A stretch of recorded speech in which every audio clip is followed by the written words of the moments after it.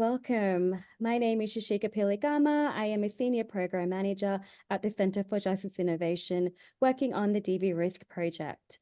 DV Risk is a national resource center comprised of the Center for Justice Innovation, Esperanza United, and Ujima Inc. And we provide training and technical assistance on intimate partner violence risk assessments. Thank you so much for joining us for part one of our Lethality Risk Factor series on stalking. We are particularly excited for this topic today as January is Stalking Awareness Month.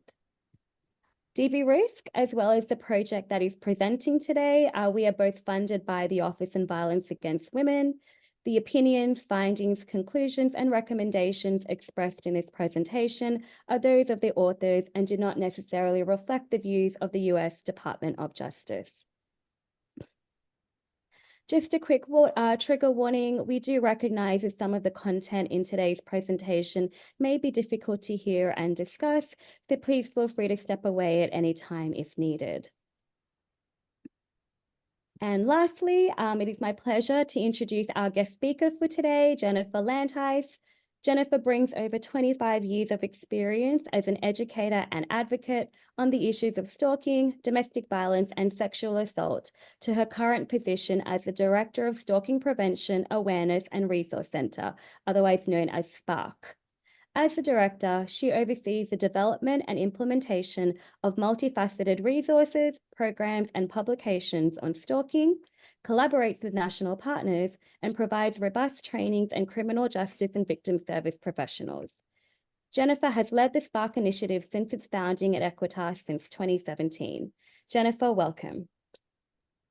Hi, everyone. Thank you so much. So it is great to see all of you today. As was mentioned, January is Stalking Awareness Month. So it is great to have so many of you present and with us today as we're kind of wrapping up the month. We are going to be spending some time talking about why we have stalking awareness at the kind of in the middle of the presentation when we talk about a case scenario.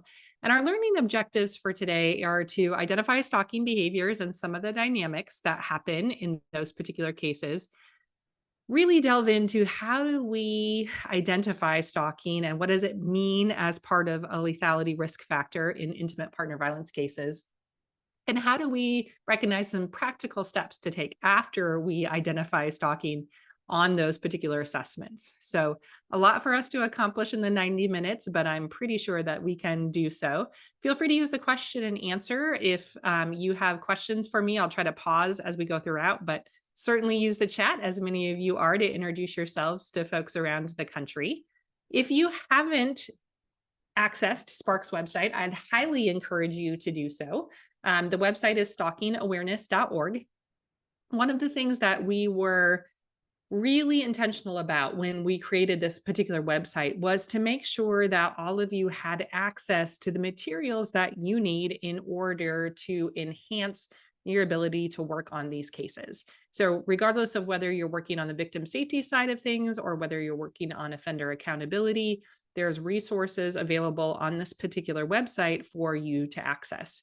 So there's guides for law enforcement, for folks in court and prosecutors, for judges and for victim advocates, as well as webinar recordings. So we offer quarterly webinars and we record those and you can access them on our website.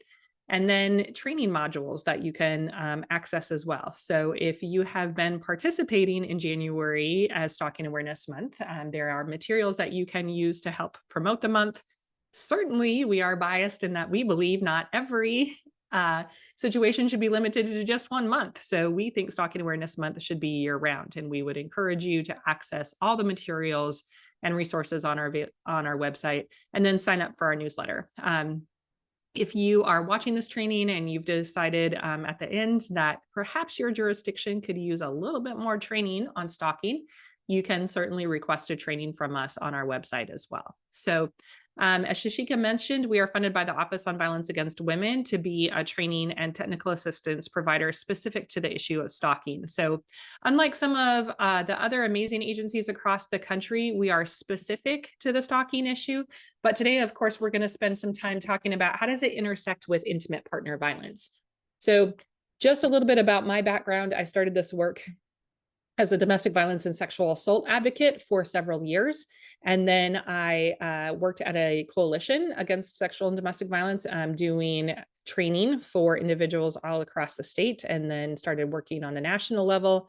And then for the last, it's now been 6 years, been the director of the Spark program as part of Equitas. So as we delve in to our webinar today, one of the things that I want to point out to you is we're going to talk mostly about how stalking presents in these particular situations, the impact that it has on the survivors and individuals in these situations, and how are we identifying it within the context of intimate partner violence. And so to do so, we're really going to concentrate on the behavioral definition of stalking.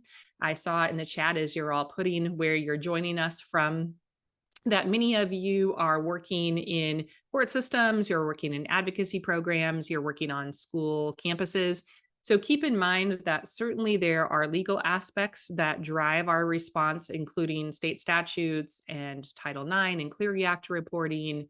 But as we're really delving into this, we want to look at the behavioral definition of stalking today. And so we're going to use this particular definition that stalking is a pattern of behavior that's directed at a specific person that would cause a reasonable person to either fear for their safety or the safety of someone else, or suffer substantial emotional distress. Now, some of you might be thinking, we're starting with the definition of stalking. Like, I thought we were going to get into some more robust material. What we've found as we've traveled the country the last couple of decades doing this work is that people kind of have a stereotypical definition of what stalking is, or they might believe that they understand what stalking is, but not have a really great grasp of it. So we're going to break this definition down to begin with. If we talk about stalking as a pattern of behavior, how many incidents do we need to prove a pattern? Put your answers in the chat. How many incidents do you need to prove a pattern of behavior? Is it 7 incidents, 3 incidents? All right. If you're good at speed reading, because there's over 500 of you that have joined us today, and you're keeping an eye on the chat, you will see most people are putting 2 or 3. And then there's some people like more than 1 question mark. What we would typically say is 2 or more incidents establish a pattern of behavior, or what, if you're working in the criminal justice system, you might know as the course of conduct. That pattern of behavior can be a little bit tricky in that what we know as far as stalking offenders go is that they are oftentimes changing the tactics that they're engaging in. So they don't necessarily commit 2 of the same tactic to establish that pattern, but they might be sending 1 text message and then 1 incident of an offender driving down a public street. Essentially 2 different tactics, but still an overall pattern because it's targeting a specific person. So keep in mind that as you are looking at this behavior, that the offenders oftentimes change their behavior based on what they have been prohibited from doing. So say, for instance, there's a domestic violence civil protection order in place and says that the offender can't telephone, contact, or communicate with a victim.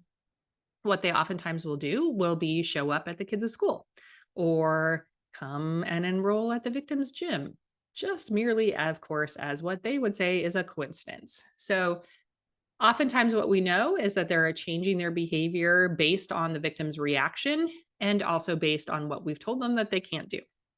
The other thing that we need to keep in mind is that as people look at this definition, they often say, well, why is there a reasonable person standard in this particular definition? Why does it say it would cause a reasonable person to feel fear?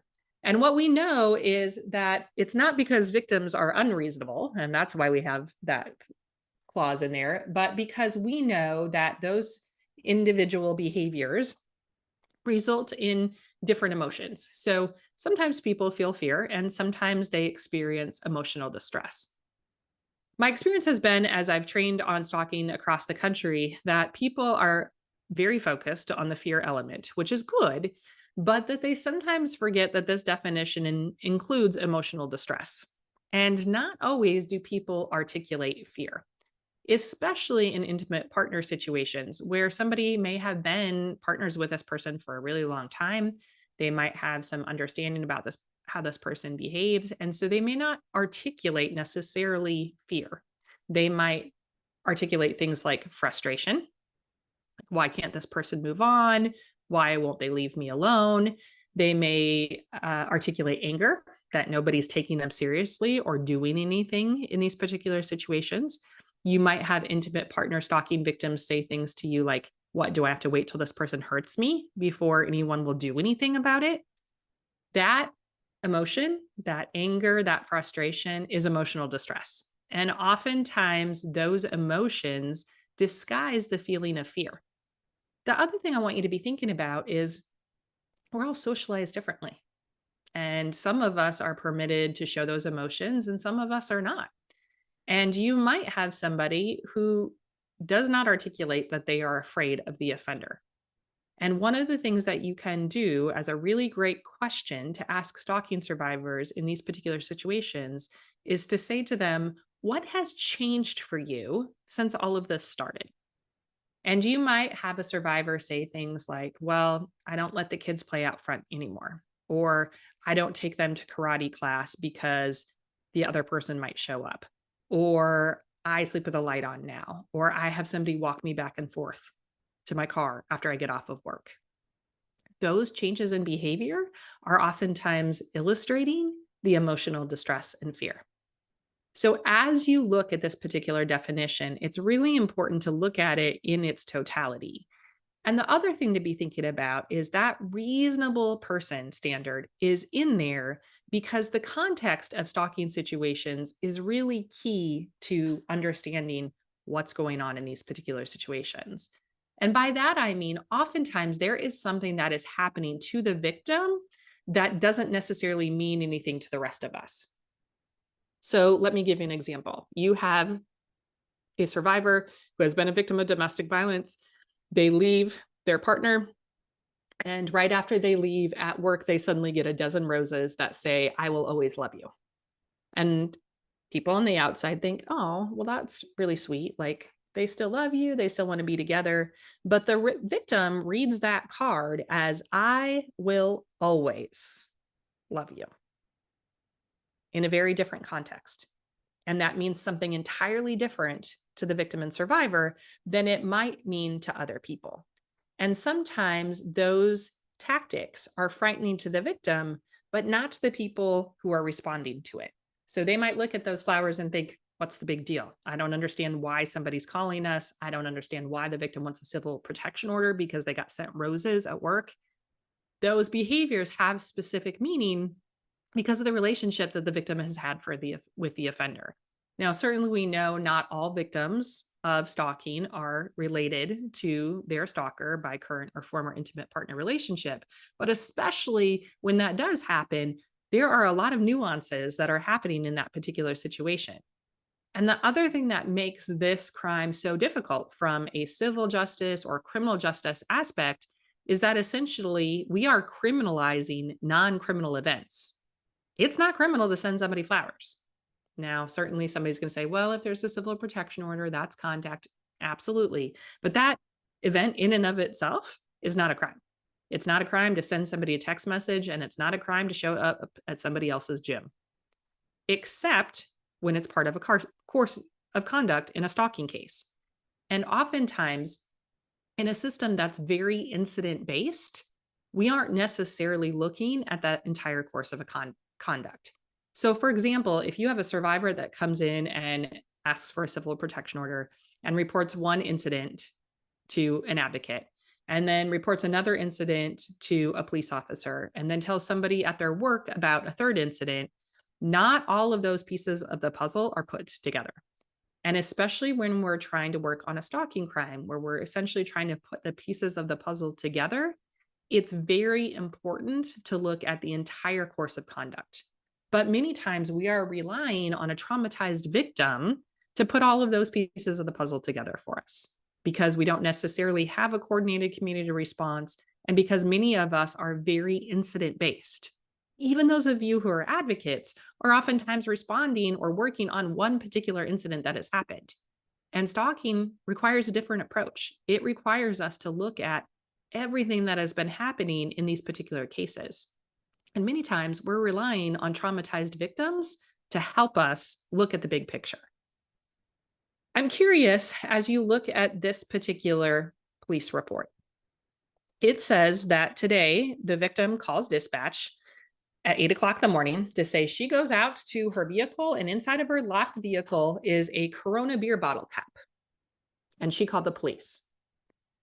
Now, nobody wants to call out their own jurisdiction. So, for the sake of this training, what would the folks in the other jurisdiction next to you do in response to a call like this? If this was called into the police, what would happen? Would somebody go out and take a report? Would it be a call for service?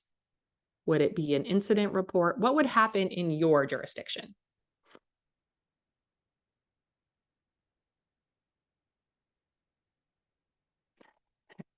Seen a mix of response. Some people are saying they better go out. Others are saying nothing's going to happen. Some are saying it might be a call for service. It's going to depend, right? How busy your jurisdiction is, what kind of questions dispatch asks when they get a call, etc.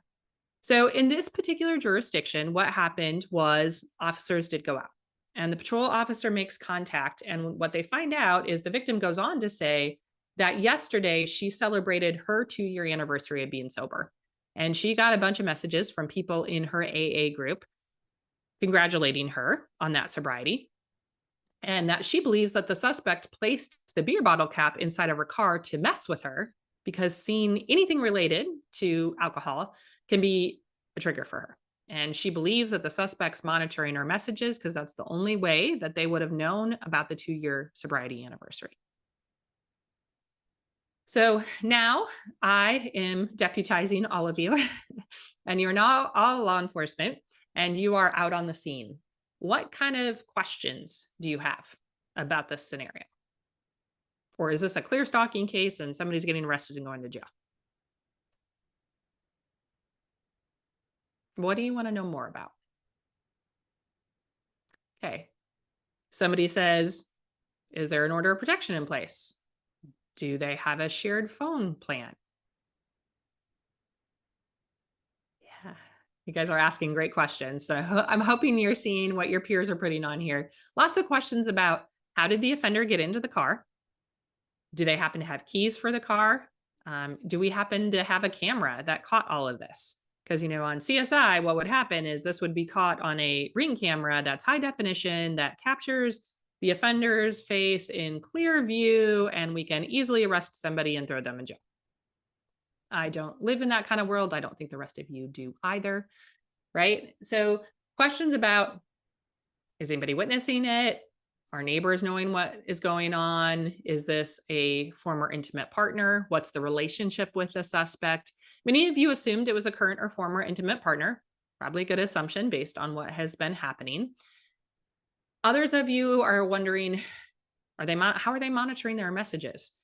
So all sorts of questions on what kind of messages, how are they getting access to the messages? Do they share a phone plan? All those types of things. They have passwords to each other's accounts. Is there a tracker on the vehicle or on the phone? Lots of really great questions.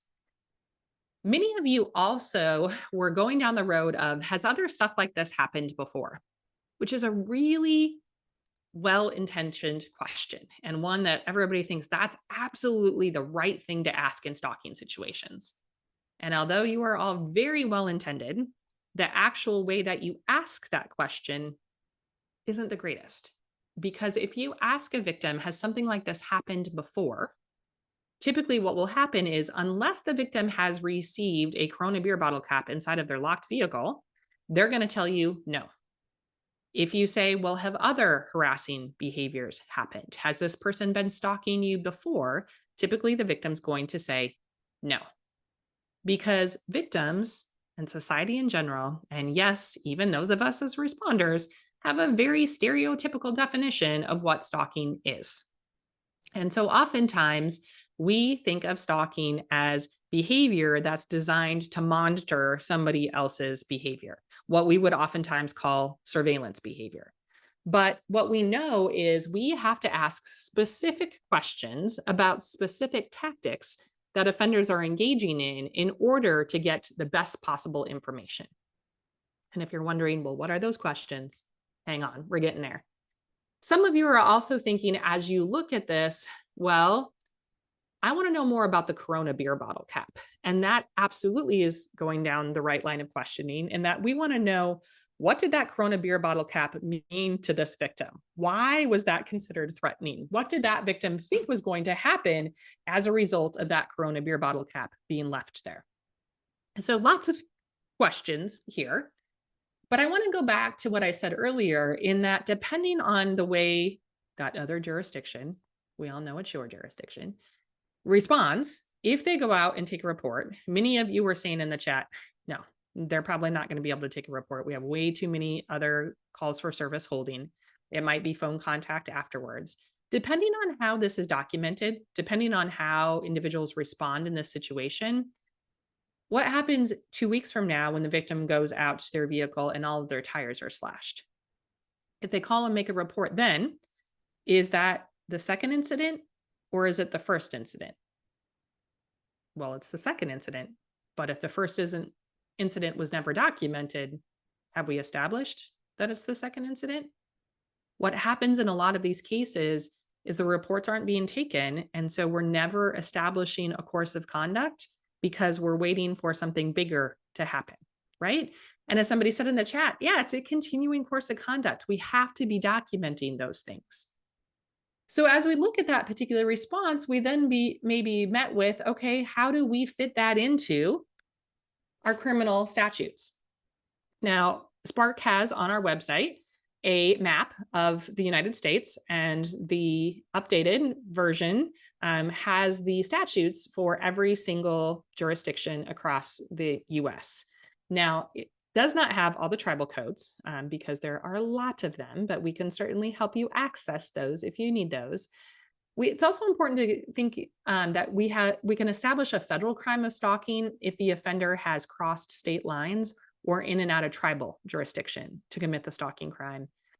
And so as you look at this particular activity, trying to figure out, okay, do we have a crime here?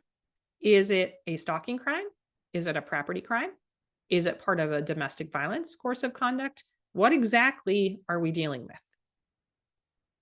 And I'm curious from all of you, if you think about the caseload that you have, how many of you are working with as many stalking cases as you are cases of domestic violence?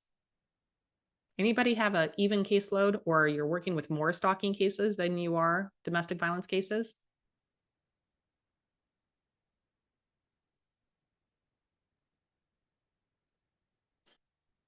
If you're watching the chat, most of you are like, not even close.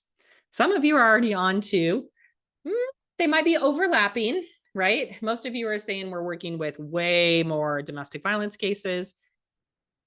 And what we know is that approximately 1 in 3 women and 1 in 6 men will be stalked at some point in their lifetime. Now, it's important as you look at this to know that our research on stalking has come a long ways, but it has a long ways to go. And a lot of the stats that we have out there are done from surveys like the National Intimate Partner and Sexual Violence Survey, the NISPIS, or the National Crime Victimization Survey.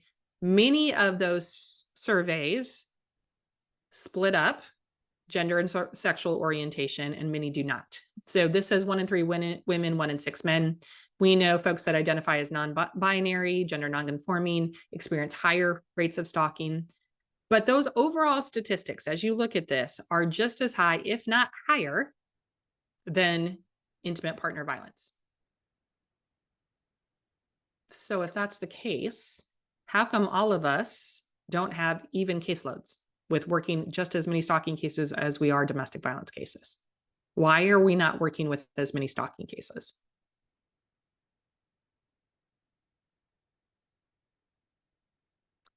And some of you are going to say, maybe because it's underreported or undercharged, less likely to prove. Yeah, all the reasons that you all said that. And I would agree with some of you that are like, perhaps victims aren't identifying that what's happening is stalking. And maybe as responders, we aren't either. And what we know is that in about half of all stalking cases, the offender is a current or former intimate partner. And certainly that's what we're concentrating on today is those situations where we see intimate partner violence and stalking overlap. Not that we should ignore the other 50% of the cases that aren't intimate partner related, but that's a different webinar. Today, we're going to focus on those intimate partner related incidents. And one of the things that oftentimes happens is we don't see the number of stalking cases being reported. We don't see it being charged, and we don't see victims identifying it because there's a misunderstanding about what stalking is. People have a tendency to think of stalking as somebody who's physically following you, dressed in a hoodie that you don't know, who's showing up places, etc. And they don't necessarily think of stalking in any other way. And what I want you all to start thinking about is think about your domestic violence cases. And if you are working on those intimate partner violence cases, I want you to also think about how is stalking showing up in those particular cases. And in particular, what does it look like? Because what we actually know is most people think of stalking as somebody following somebody, showing up someplace, what we would typically refer to as surveillance behavior. But it's a lot more than that. It's also things like life invasion through some kind of sabotage or attack, and interference, and intimidation. And so those surveillance behaviors, the life invasion, the sabotage and attack through interference, and the intimidation encompass all the different behaviors that we see in these stalking situations. But what typically happens is we're focused on the surveillance behavior, where somebody is following or watching or waiting. They're using some kind of tracking software. Many of you have already started talking about how cyber stalking happens, or what we refer to as technology facilitated stalking, or they're using some kind of proxy stalking where they're having somebody else keep tabs on the victim.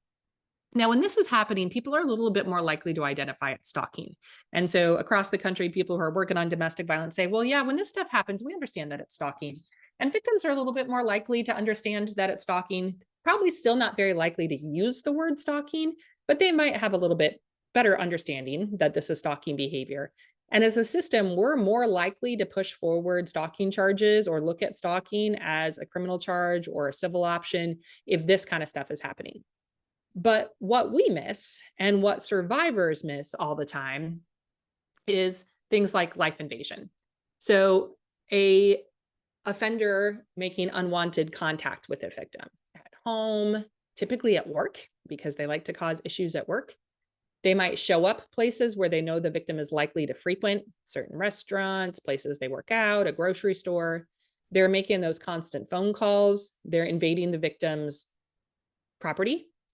Some of you have worked with domestic violence victims who are probably also being stalked, who will say things to you like, I know that they've been in my house or in my car. There's no sign of anybody breaking in. There's nothing missing, but I just know that they've been there. A lot of you have probably heard somebody say something like that. Or the offender has humiliated the victim in public, or is harassing their friends and family, or they're interfering through that sabotage or attack of the victim's finances. They're trying to ruin their reputation. They're interfering with custody. They're keeping the victim from leaving somewhere, or attacking their friends and family members, or thinking about intimidation, which is probably pretty familiar to you because it's often the same tactics that happen in domestic violence situations where they're threatening to harm themselves or somebody else.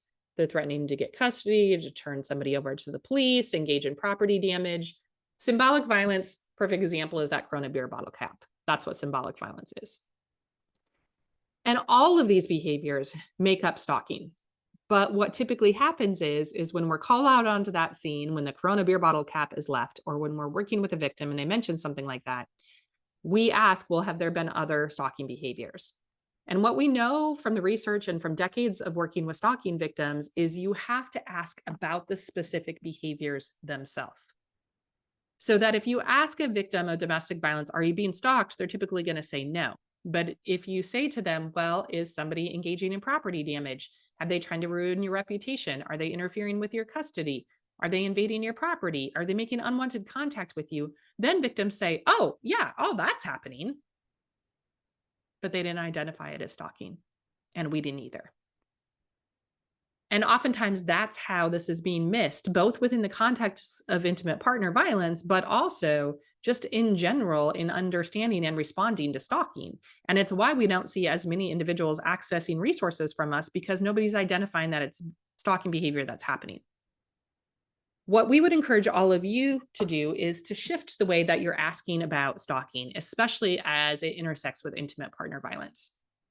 We actually have resources on our website.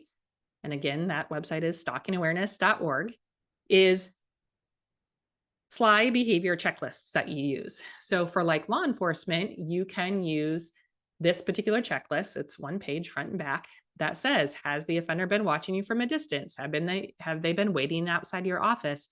And ask those questions instead of simply asking, are you being stalked or are they harassing you? I'm going to take a pause for just a second and look at some of the question and answers that have come in. Yeah, so somebody asked, does it have to have a police report in order to be count as an incident for that pattern of behavior? You don't have to have the police report. Documentation is great if a victim can document in a documentation log, which we'll talk about in just a second, but you don't have to have a police report for every single incident. Now, certainly if somebody's trying to apply for a civil protection order or if they're looking at criminal conduct, those formal reports help establish that course of conduct, but it's not necessary for every single one. That was a great question. All right. So as we look at that connection between stalking and intimate partner violence, this is where we really want to delve into the focus of this particular webinar. And what happens oftentimes is when stalking occurs within the context of domestic violence, we miss it. We don't call it stalking, we don't charge it stalking, and we don't safety plan around it as stalking. Let me give you an example. As you look at this slide, many of you are intimately familiar with it because it has been around for decades, and it's used to describe all the different behavior that happens in domestic violence situations. And people make the mistake of thinking that stalking can only happen after the relationship ends. But think about this. If you have a domestic violence situation and the offender is really jealous and they're controlling and they're monitoring the victim's behavior and they're showing up at the victim's work and they're isolating them from other people like their friends and family, is that a course of conduct directed at a specific person that would cause a reasonable person to feel fear? Is that stalking? Yeah, it is. But for some reason, we have a tendency to think that stalking can happen only after the relationship has ended. But it can be stalking during the relationship. So if you have somebody who is engaging in domestic violence, who is really jealous, who is really controlling, who's threatening the victim, who's showing up places unwanted, who's trying to coerce the victim, who's isolating them and blaming them for what happens, that's also probably a stalking situation. And some of you might be thinking, well, does it really matter whether we call it domestic violence or stalking, Jennifer? Like, what's the point of identifying that stalking behavior? Well, it's important because our intimate partner stalkers are some of our most dangerous domestic violence offenders. Those offenders are going to physically approach the victim because they feel a sense of entitlement to do so. They're more interfering, insulting, and threatening. They're more likely to use weapons, and they're going to escalate their behavior really quickly. What we know is in stalking civil protection orders, in 50% of the cases, after the civil protection order has been issued, the stalking stops. And in 50% of the cases, it does not. Those cases that have a tendency to continue and the offenders that have a tendency to persist are the intimate partner stalking offenders. And one of the things that it's really important to keep in mind is that when you have stalking plus intimate partner violence, you have some of your most dangerous situations. In 85% of attempted and 76% of completed intimate partner femicides, meaning a male is murdering a female intimate partner, one of the warning signs or things that happened prior to the murder is an episode of stalking. But if we chalked that up to normal power and control, normal jealousy, et cetera, that we see in domestic violence relationships, and we don't call it stalking, we miss the opportunity to see one of the lethality factors. We miss the opportunity to understand that this is a very dangerous situation. Because if you have domestic violence plus stalking, you have a 3 times greater chance that the victim is going to be killed by the offender. As you look at this particular slide, many of us have spent years working on domestic violence risk assessment. To be honest, I love risk assessment. I've always thought it was a really excellent way of working on domestic violence cases, and I think it's an amazing way of working on stalking cases. It helps us identify those cases that are at a higher level of risk. Personally, I always really liked risk assessments because I would be working on a case and I would just have that gut feeling. You all know what I'm talking about. No matter how long you've been doing this work, you've worked on a case where you're like, this isn't a good one. And maybe you can't articulate why. You just have that bad feeling that raises the hair on the back of your neck. Risk assessment oftentimes gives us the language that we need to articulate why we have such a bad feeling about this. Now, this is what we call a meta-analysis on the screen in front of you. It's just a fancy way of saying they took 16 or 17 domestic violence lethality studies. They put them all together and they came up with the top 10 risk factors in male victimization or female victimization and male perpetration of intimate partner violence. So put these studies all together, looked at all the risk factors in domestic violence situations where you had a male offender and a female victim, and they came up with this top 10 list. And they said access to guns, strangulation, a lot of things that many of you have had risk assessment training on certainly contribute to lethality in domestic violence situation. But what people oftentimes miss is that number 8 risk factor right there.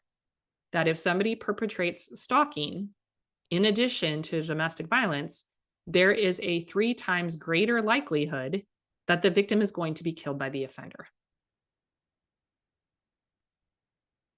Now, I would also argue, as you look at this list, that number 5, number 9, there's probably a lot of other stalking behaviors on there that just aren't called stalking, that contribute to the risk of domestic violence lethality.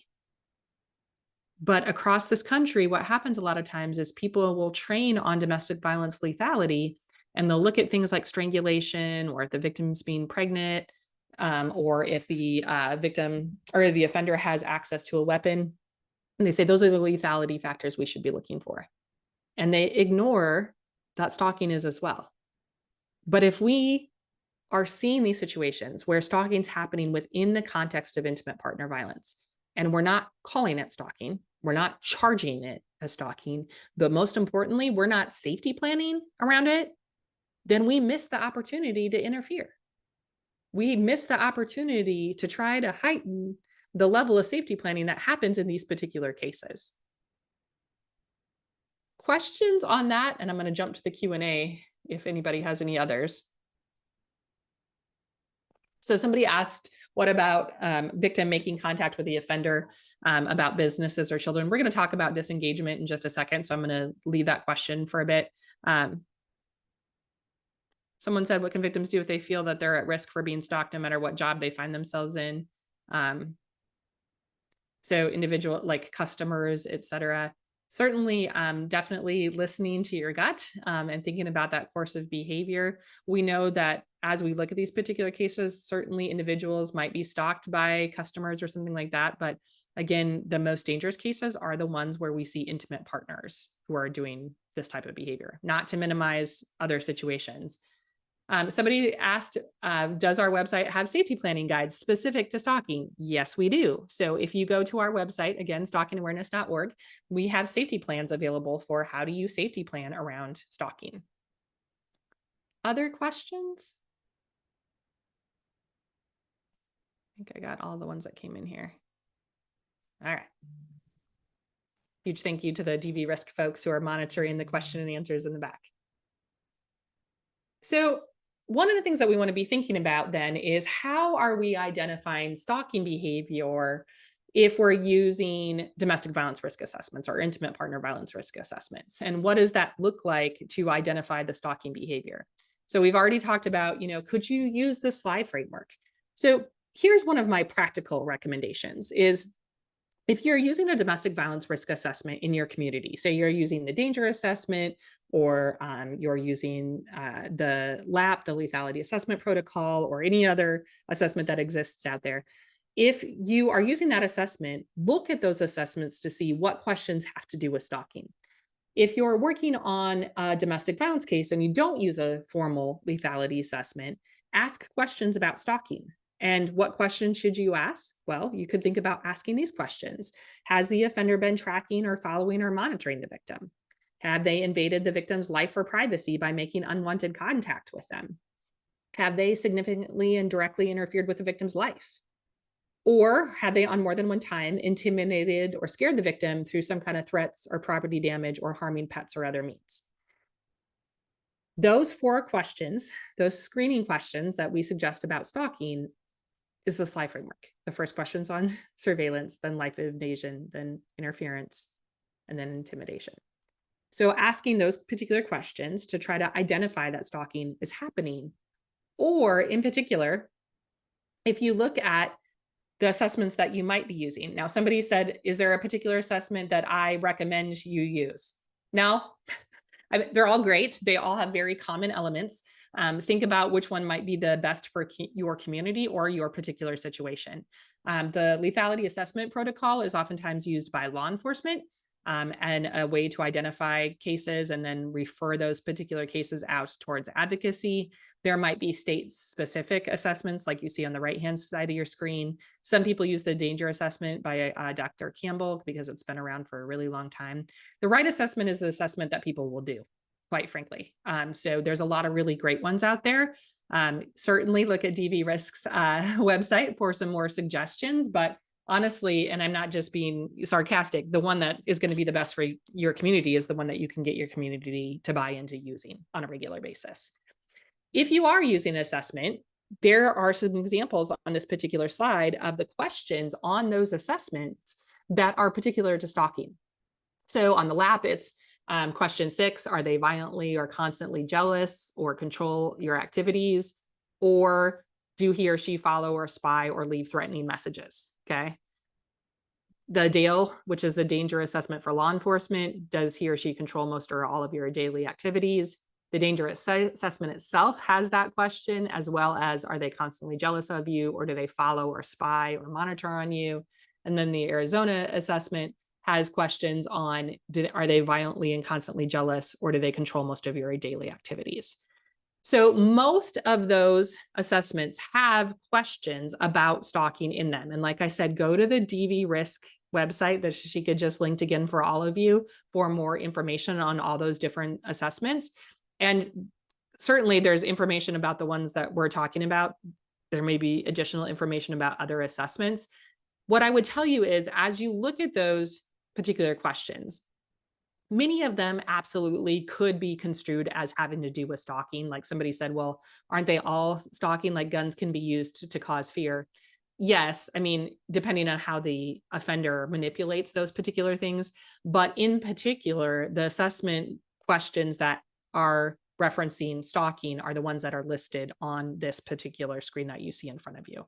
Depending on the situation, certainly all of them could, but these are the ones that we know from these particular assessments are particularly targeting stalking. So from a practical standpoint, what I would say is, okay, if you're doing a LAP assessment and they answer yes to questions 6 and 9, then that should make us think, perhaps we need to do a stalking specific risk assessment. Or perhaps I need to be screening for stalking in this particular situation. So if you're using one of these assessments and you get a yes to one of the questions that's listed on this matrix in front of you, then you can think about, okay, is my next step to assess for stalking, or should I be doing a stalking specific risk assessment? Does that make sense to everyone? Any questions about that? I'm going to peek in the...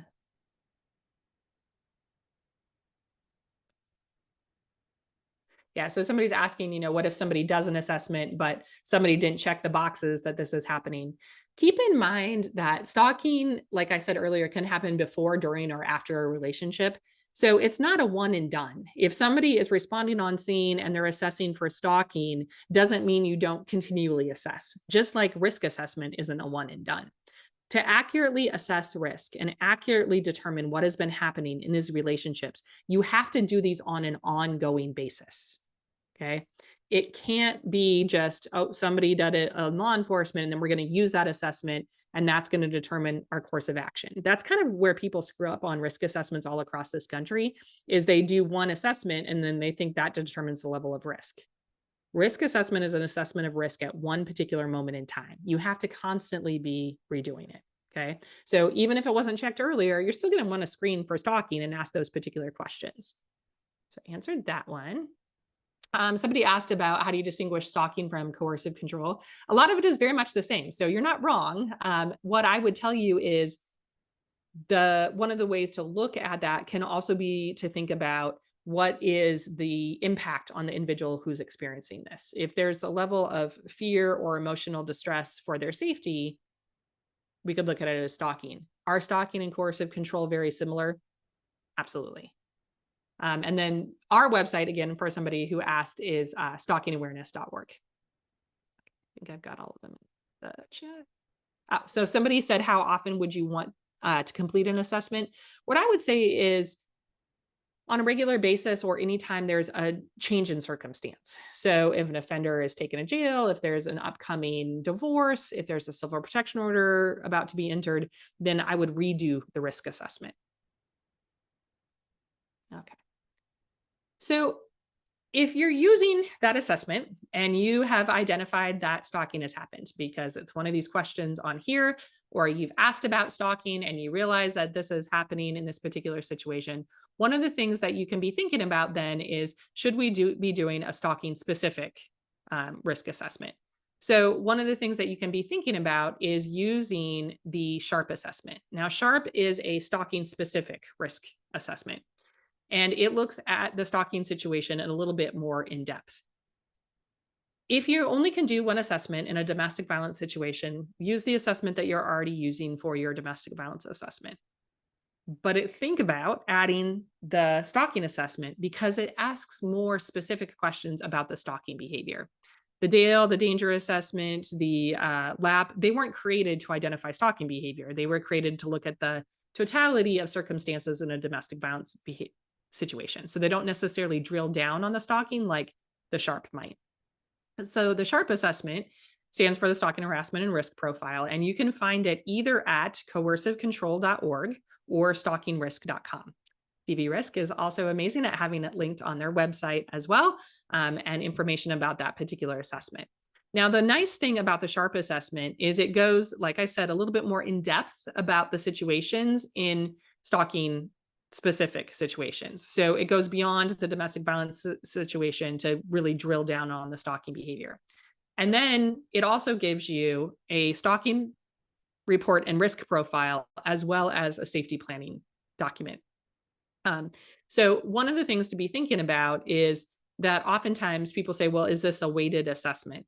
It's not. It simply tells you how many risks are apparent in this particular case. So again, from the practical standpoint, like I said, if you use the danger assessment, you use the LAP, you identify stalking's happening, then let's do a SHARP assessment. Now, the difference is SHARP is a little bit longer than some of those other assessments. It is 48 questions. And some of you are going to be like, 48 questions? Jennifer, I don't have time for 48 questions. I can do this assessment in less than 10 minutes. Okay. And keeping in mind that I'm familiar with the questions, but the questions are on a Likert scale. They're like yes, no, highly likely, unlikely. So they're a lot easier to do than if they were just like 48 open-ended questions. So what we're going to do is actually practice doing a SHARP assessment so you can all see how that would play out in these particular situations. And I'm going to use a video as a case scenario in this particular situation. Now, this video is the reason why we have Stalking Awareness Month, and it's illustrative of a domestic violence situation that also included stalking. So we're going to watch the video first, and then we're going to do an assessment together. So I'm going to turn off my video right now just because sometimes that helps with bandwidth. And we're going to watch this video, and then we're going to do an assessment together about the situation.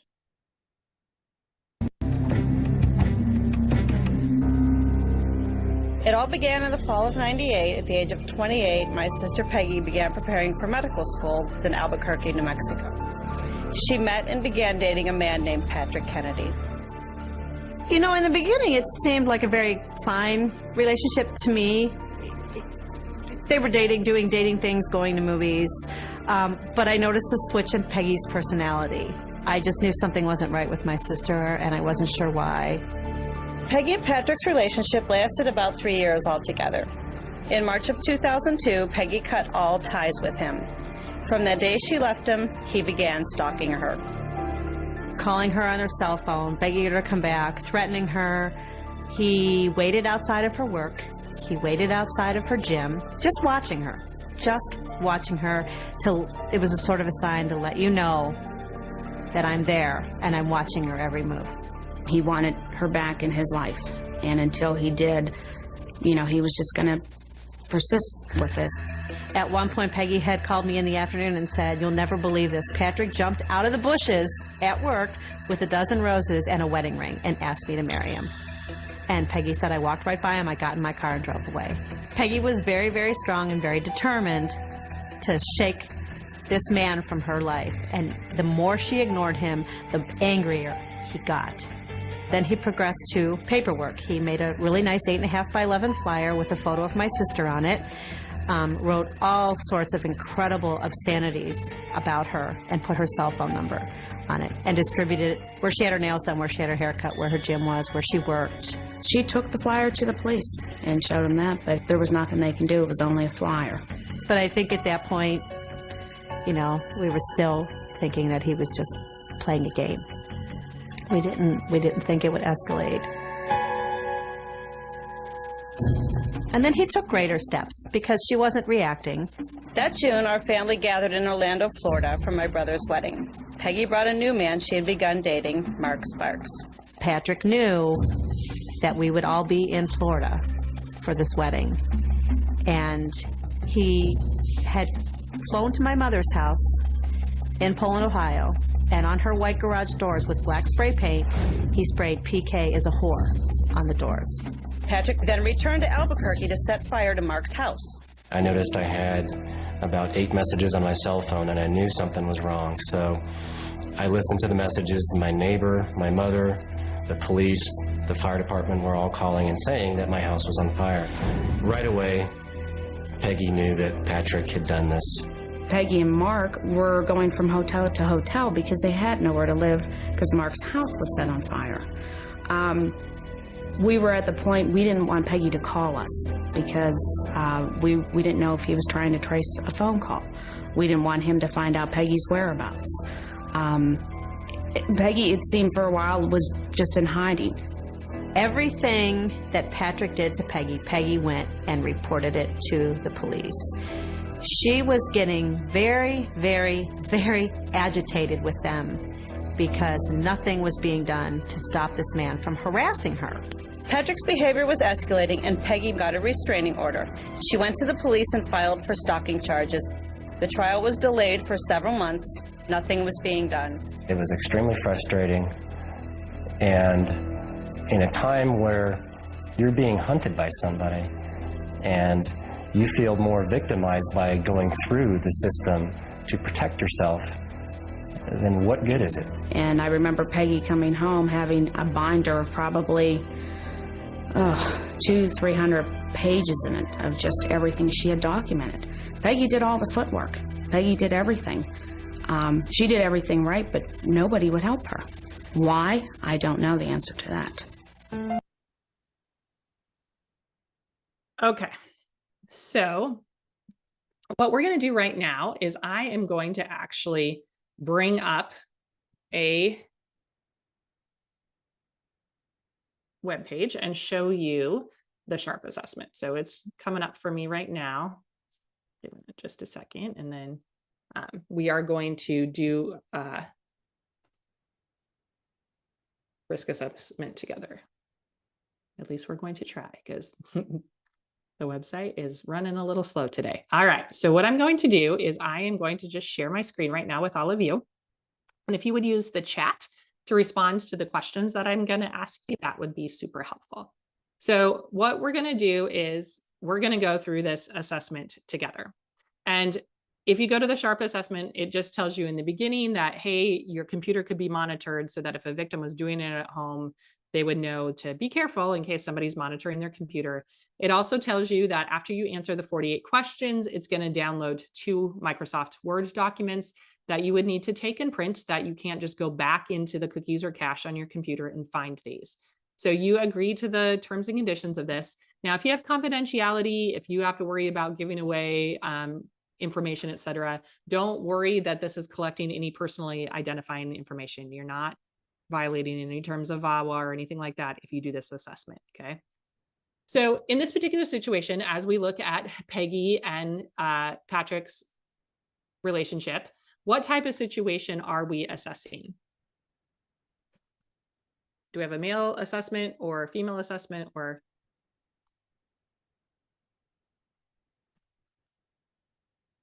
Yep, so we have a male offender.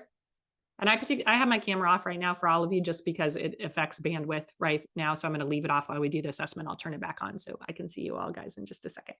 What's our offender's name? Offender's Patrick. Mark was the new boyfriend. Okay. Offender's current age? We don't have that.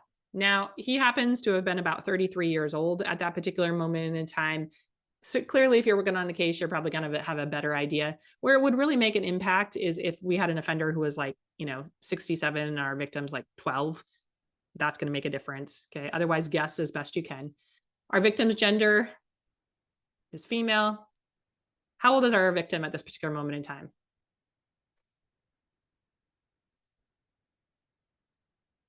You're close. She was 28 when she met Patrick, and they are a ex-partner and separated. Now you can see on here that you can have lots of other different relationships, but right now, ex-partner separated. Now, if they had children in common, you could check that one instead. You can do this assessment on all sorts of types of relationships. It asks who's answering the question. And then we can say a professional on behalf of the targeted victim. And I'm just going to say that we're a domestic violence center just because it's at the top of the list right here. Are we doing this assessment to get information about a real case? I'm going to say no, just because obviously this is a real case, but we're using this for practice purposes. And I use this in training a lot. So I'm going to say no. I would highly encourage all of you to get on here and do this assessment and practice with it before you're actually doing it with a survivor, okay? Just so you're more familiar with the questions. And what state was all this happening in? New Mexico, correct. Then it says, has Patrick been tracking, following, or monitoring Peggy in any way? No, yes, suspected. Has he repeatedly invaded her life or privacy by making unwanted contact with her? Yes, again. Has he on more than one time intimidated or scared her through threats, property damage? Yeah. Has he significantly and directly interfered with her life? Yes. Okay, so we asked the slide questions. Has he physically or sexually assaulted her while he was stalking her? Not that we heard of in that video, okay? Has he forced her from leaving, held her against her will, made her have an accident, physically assaulted her? Again, not that we heard, right? How long had the whole relationship been going on? Did you catch on to that? How long did they say it had been happening? 3 years. Yep. So all I'm going to do right now is just put in a date 3 years ago today, just for the purposes of showing you how it shows up in the assessment. Whoops. Okay. Apparently I can't, we're going to try 2021, not 2001. See, that's why it checks your math. Okay. 3 years. Yep. And then on the next question, does he regularly contact or harass her in more than one way? Yes or no? Yep. Does he bother her at more than one location other than contacting her through her phone or computer? Yeah. Has his behavior increased in frequency or severity? Yes. Now, we're just guessing right here. In a typical month, how many days do you think he's making unwanted contact with her? Out of 30 days, how many do you think? Okay, I'm just going to put in 20 here because I saw a bunch of 20s in the chat. How many days do you think he's directly approaching her? Okay, somebody said 10. And in a typical month, how many days do you think he's directly and significantly interfering with her life? Like with her job, etc. Everybody's saying every single day. Okay, I'll put 30 there. How many times had she broken up with him? Yeah, just the once, right? Has he left objects, made gestures, or said things that felt threatening but weren't direct threats? Yes or no? Yeah. Has he ever threatened to physically hurt or kill her?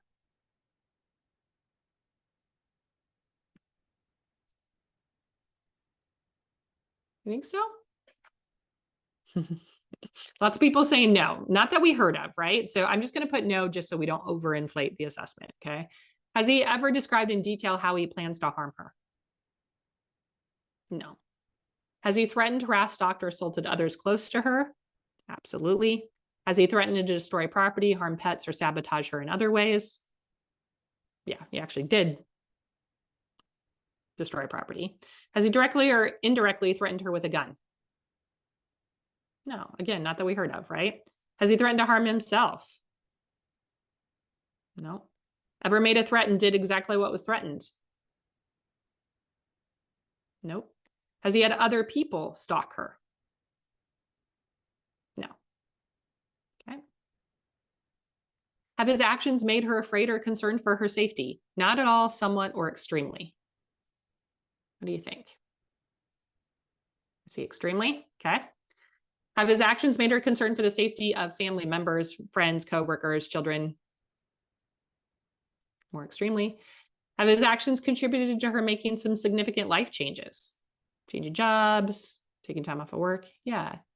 Does she believe he's capable of harming her? Okay, extremely.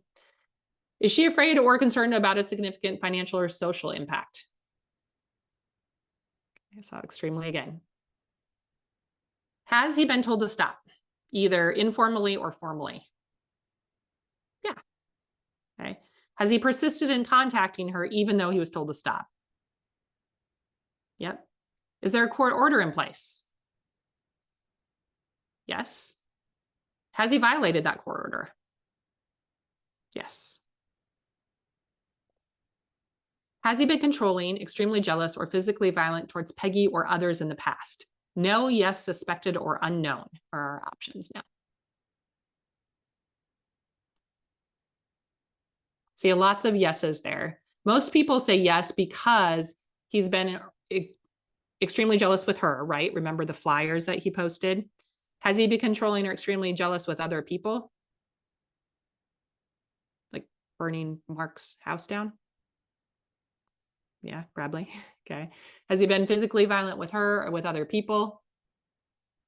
Has he ever threatened or used a weapon, strangled her, severely physically assaulted her, or sexually assaulted her, or forced her to perform sex acts? No, yes, suspected, or unknown. Yeah, we don't really know, do we? Okay. Does he have a criminal history, drug or alcohol problem, or other serious mental health issue? Now, before you answer this, don't confuse mental health history with power and control. That was happening because he was a domestic violence offender. Yeah, we don't know, right? Has he thought about or attempted suicide in the past? Again, we don't know. Does he have a gun? Is he obsessed with weapons or any military or law enforcement background? Yeah, again, unknown. Okay. Does she believe he's using technology to harass her? No, yes, suspected, or unknown. Yes, you heard her sister say we didn't even want her to call us, right? Do messages from him suggest he feels rejected, humiliated, or degraded by her in some way? Yeah, a lot of people say the flyers. Does he want revenge or blames her for ruining his life? No, yes, suspected, or unknown. Yeah, lots of discussion in the chat. Yeah, a lot of people say suspected, a lot of unknowns. I'm going to put unknown for this one. his mantra was kind of that he wanted her back, but certainly you saw the rejection in the flyers, et cetera. So I'm just going to put unknown for this one. Does he seem unconcerned about consequences like jail or dying? No, yes, suspected or unknown. Yeah, he's not very concerned about those things, is he? Any potential upcoming events that could trigger or escalate his behavior? Yeah, remember the trials coming up? Okay. Does she feel like she sent him mixed messages? No. Does she believe he's aware that the stuff he's doing bothers her? Yeah. Does she sometimes feel bad for him because he's had a bad life? No. Has the behavior been reported to the police? Notice here it also says school staff, workplace security, etc. So yes, it has been reported. Does she feel like there's limited or no consequences for his behavior? Yeah. Does she feel more vulnerable to his behavior because there's stuff about the environment that limits her ability to stay safe? Yes. And then once I click yes, it says things like, does she work or go to school with him? Is he in a position of authority? Does she live or work near him? At one point they did. Does she have a child in common with him? Does she live in unsafe housing? She's living in a hotel. I'm going to tell you, as somebody who lives a lot of her life in a hotel training, not the safest situations, okay? Does she have limited access to resources? Yeah, you heard, she couldn't even contact her friends or family. Is she isolated? Absolutely. Does she have limited access to safety measures? Absolutely. And then it asks us if we want to include any other relevant information. So this is where you can put in this assessment things that you would want other people to know. So from the practical standpoint, think about this. If you were using this and you were presenting it to a prosecutor or law enforcement or someone else in your jurisdiction, what are some of the safety concerns or specific unique aspects of the situation that you would want to bring to someone else's attention? Things that haven't been asked about because it's a national assessment. It can't possibly answer every question. Yeah, so somebody said arson. Yep. I would even go on to say that there are multiple victims in multiple jurisdictions, because you heard that he was in Ohio with mom's house. He had gone to Florida when the family had gone to Florida for the wedding. He had burned Mark's house down. He was kind of bopping all over, right? And that he's crossed state lines. Yep. It's also important to note that those cases had not been adjudicated, meaning they hadn't gone in front of the court yet. So he hadn't been arrested for the arson, et cetera. So when Debbie, the sister that you saw on this video, Debbie says that when Peggy tried to tell law enforcement about the arson, they said, this is an arson, not a stalking situation. And she said, it's my stalker who started the house on fire. And they said, we're looking at as an arson, not as a stalking situation. Any other safety concerns or recommendations? Somebody said earlier that the victim might is in hiding. I wouldn't put where the victim's in hiding, because if you give this to the prosecutor, they eventually have to give it to the defense. And you don't want to give any tip off to Patrick that Peggy's hiding in a hotel. So you could say the victim's in hiding. Some people say that Patrick had means. I'm just gonna put money here because he's bopping all over, getting plane tickets, traveling around. I was always like, what is he doing for a job that he can be doing all this stuff, right? So then the assessment's done. It says that this is our assessment number right here if we would need it. And what it's going to do right now is actually generate the assessment. Now, every once in a while, what you need to know is that sometimes this assessment doesn't generate in training like this because we're on a webinar and there's a bazillion things going on in the background and running this and running Zoom, et cetera. Sometimes the assessment won't generate. But if it does, it's going to give us both a safety plan as well as the risk assessment. So while we're waiting for it to do that, what are you guys thinking about ways that you could use something like this in your work? What are some practical applications of something like this?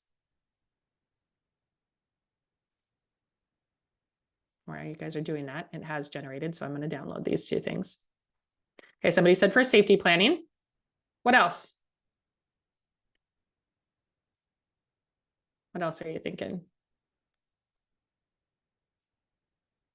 Yeah, somebody said for intake process. Somebody said for civil protection orders. Okay. What else are you thinking? There's some other thoughts. Yeah, somebody said maybe to determine the types of victimizations. Anything else? Yeah, for documentation purposes. Okay. So what we're going to do right now is I am going to share the assessments with you. So first I'll turn my video back on so you all can see me. And we are going to first share the SHARP assessment itself. So this is what it generates. So this is the assessment. Please let me know in the chat if for some reason you can't see it. Hopefully y'all are seeing it right now. Okay. So as you look at the assessment, first of all, it goes through the course of conduct. And it looks at what has been Patrick's course of behavior. What kind of threats has he been making? Is she afraid for her safety? And how persistent has he been? And what has been the context of this particular situation? Does she feel like he should know that she doesn't want any contact with him? And then it goes on to say, below is the summary of the 11 risk factors that are present in this case out of 14.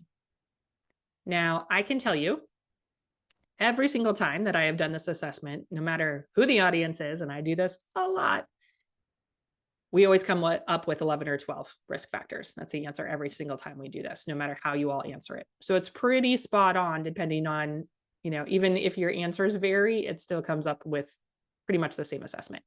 I see some of you saying in there that you've used SHARP before in working with survivors.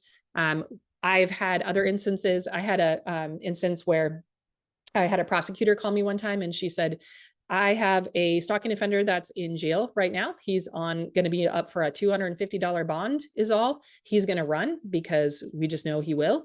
How do I help convince the judge that he's a risk to this victim and should have a higher bail amount? And I was like, no pressure in that email.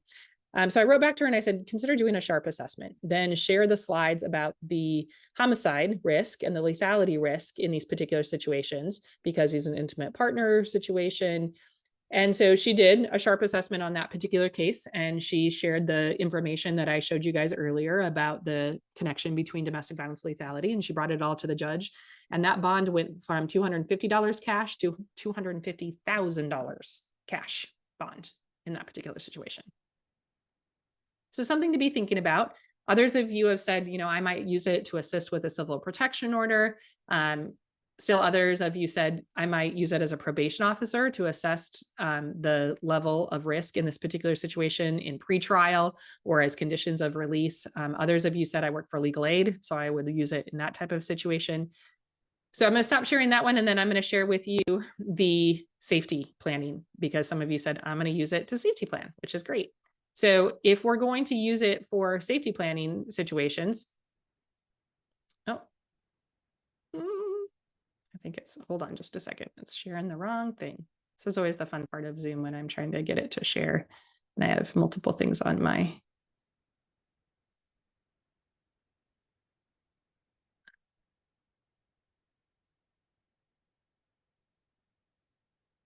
There we go. All right. So now you should all have seen the safety plan, which uses the acronym STEPS. So it first talks about, let's see what's going on, and says to Peggy, let's first acknowledge what's happening. The thing that I do like about this is it says right here, this suggests Patrick stalking you. And it can be a very good touchstone for the individuals you are working with, especially domestic violence victims who are like, oh, I don't really think it's stalking. Like that's usually done by a stranger, et cetera. This oftentimes is a point where I will have individuals that I'm working with break down in tears. And they're like, oh my goodness, this is validating, I think, what my gut knew, et cetera. So just be prepared for that. It goes through the threats that are happening in this situation. Look how long this list of threats is. So for those of you that are saying I would use it to apply for a civil protection order, look how long the list of threats is. And it talks about how do you keep evidence in a case like this, as well as things like what could you do for protection? Things like check your gut, think about getting a civil protection order. You could think about reporting to the police and what support systems are available. And at the end, it gives you referrals for some national organizations. clearly, if I were all of you and I was working in a local jurisdiction, I would print this out and then I'd write, go see Detective Hunter at the police department. This is the name of the advocate that you should work with. This is the name of the person at legal aid that you could call, and give it to them in that way. Questions that you guys all have for me?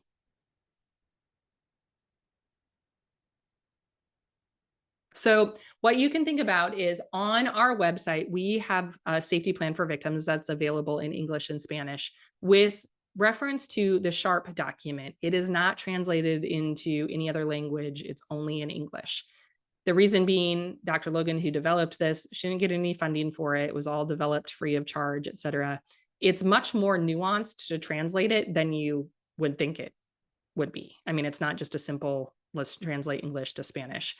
So what I would do is I would have somebody translate the questions. You could take the printout and then have the printout translated back for an individual if you're going to use SHARP in that way.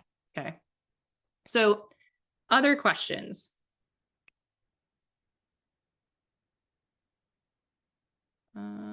Okay, so somebody asked, does having a law enforcement background make the person more or less dangerous? Law enforcement background is considered a risk factor because they're familiar with how to use weapons. So it's one of the risk factors in there, not meaning that every law enforcement is a danger. There's always somebody who takes offense to that. That's not what it's saying. It's saying if you have somebody who is already jealous and controlling and engaging in stalking behavior and they're a law enforcement officer, that increases the risk. Okay. All right. So we're going to watch the end of this video, and I'm going to look at your guys' questions while you do that. And then we will, I'll answer those questions as soon as we're done watching the end. I do want to give you a trigger warning before you watch to the end of this video. You do hear Peggy call 911, and this video ends in a tragedy. So just step away if you need to for the next about 4 minutes.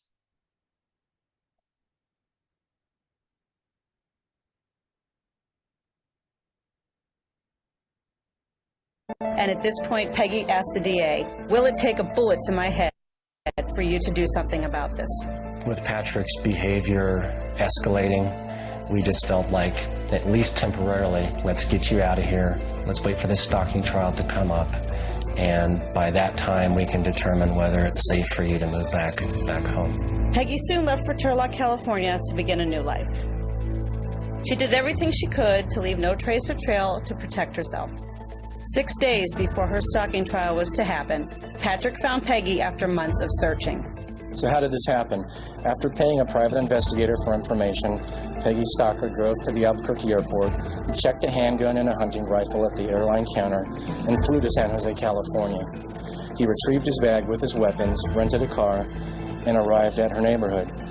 He posed as a private investigator, approached a delivery driver who recognized her photo, and gave him her exact address. He caught up with her on her way out of the house early Saturday morning. He duct taped her hands together, he choked her, and he beat her. He beat her so severely with his gun that her blonde hair turned bright red. Despite all of this, Peggy managed to break free and flee to a neighbor's apartment where she was able to call 911. 911 emergency. I have a stalker and he's here to kill me. He's already beat me up and taped me. He's in my house. 1410, number 118 is going to be dead. Who's there? Patrick Kennedy. He's beating me up with a gun. He's trying to break it down. Does he have a gun right now? No, he's already beat my head. If you don't get her, he's going to kill both of us. Okay, we're on the way, ma'am. Now. Are they on the way? They're on their way. Quickly. My head is stopping wet with blood. He gets in this house. He's going to kill us. Stay on the line with me, ma'am. I'm staying on the line. Oh, my God. How close are they? They're on their way. Patrick, I'm the only one here. He ran. Please. Stop it. Female. Please stop it. I think he's going to kill me. Ma'am? The SWAT team arrived. Peggy told them, if you open this door, he will kill me. And the police officer said, let's not talk about that, Peggy. Let's talk about your family. And Peggy had said, tell my mother that I love her. And tell my sister who's pregnant to name the baby after me. And tell my niece, Abby, she will have a guardian angel. And Those were Peggy's 3 last requests before she was killed. I just remember punching a hole in one of my walls, and I just, I started crying, and I just said, I'm sorry, I'm so sorry to Peggy, because, at that point you just feel that I failed her, that the whole system failed her. You just feel powerless. The doorbell rang. I saw 2 police officers. In that instant, I knew they didn't even have to come into the house because I knew what had happened. I said, just tell me, did Patrick Kennedy kill my sister? And what I was told that night was that he had found Peggy, he had shot her in the head with a gun, and then he had killed himself. I decided, you know what? Knowing Peggy's personality, Peggy would have been on a cell phone at my funeral trying to take action, trying to make something good come out of something so tragic. And at this point...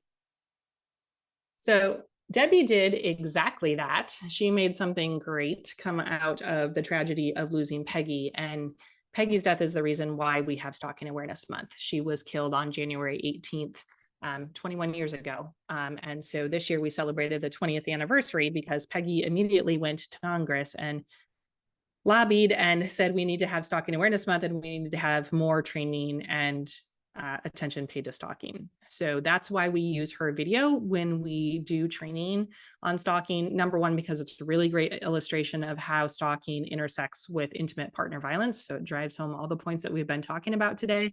And because we did this webinar in January, so it highlights the reason why we have Stalking Awareness Month. So although it was many years ago, not much has changed as far as tactics that offenders engage in, et cetera. So I want to make sure that I've got the chat up so I can see all of you as you're asking questions. And some folks say that they were living in Interlock at the same time. Yeah. So just take a deep breath because that video can be hard to watch right now. So I know that it's hard because I can't be in the room with all of you at the same standpoint. So just, take good care of yourselves the rest of the day. Know that we appreciate the work that you're doing every single day. And let's talk about then how do we respond to people in Peggy's situation? And keeping in mind that many individuals are most afraid of not knowing what's going to happen next. That constant, what we call anticipatory fear or looking over your shoulder, creates a situation where victims become very hypervigilant, and they're oftentimes coping in different ways. Sometimes victims will move towards the offender and get a protection order. They'll try to, make a report to law enforcement, et cetera. Some victims are actually moving towards the offender in that they are making contact with the offender. And that's where people always kind of get a little confused or a little frustrated. And they're like, well, if a victim of stalking was so afraid, why are they making contact? Because they're so afraid. Many victims are making contact and engaging with the offender because it's safer for them to do so. Especially in intimate partner situations, you have to think about that this person has spent years trying to talk the other person down. And if they're stalking them and they have gotten a civil protection order or they haven't had contact with the offender, and this person has been making daily contact and all of a sudden they don't hear from them for a couple of days, they're not like, oh, great, the stalking situation's over. Many people are like, uh-oh, I'm worried about where the offender's at and what are they going to be doing at this particular moment in time. So many victims will make contact with the offender because they're doing a temperature check, they're safety planning. So keep in mind that just because you have a victim who's making contact, those same things that you know about domestic violence, all those dynamics, why they would continue to engage with the offender, that's why they're making contact in these particular situations as well. So keeping that in mind. I talked earlier about one of the things that we might want to offer to victims are things like a documentation log. So Emma has linked that in the chat for you. Emma's my colleague at Spark. And so she's providing you the documentation log that we have available in English and Spanish on our website. That can help victims keep a log of everything that has been happening in these particular situations. Now, certainly if they're together with the offender and it's not safe for them to keep this with them, then they can't keep it with them. But if it is safe for them to have, it can certainly assist in documenting the stalking behavior in addition to the domestic violence. And one of the reasons why we would want to consider doing this is in cases that involve both domestic violence and stalking, it's a way to be able to charge two different things. It's a way in a domestic violence case to go back to the very first incident that happened in the stalking course of conduct, and all of the information can be included. It's a way of getting around the prior bad acts stipulation that might be in a domestic violence situation. So it's a great way of introducing stalking as part of this in order to hold the offender accountable and open up our criminal case a little bit to more information. It's also an excellent way for us to identify the lethality of these domestic violence situations, for us to realize that stalking is happening within the context of domestic violence. And so some of the things that we want you to be thinking about are to document those incidents and behaviors, to include stalking in your safety planning, and especially to start asking stalking questions in your risk assessment. So if use that matrix that we talked about earlier, if you're using the LAP or if you're using the danger assessment, asking those specific questions about stalking, and then consider administering the SHARP assessment to either coordinate and help in those high-risk situations, to talk about civil protection orders or argue for the higher bonds, like I talked about the case earlier, or present criminal case evidence. So I'm going to switch to the question and answers right now. And I'm also going to go forward so the folks from DV Risk can give you some additional information.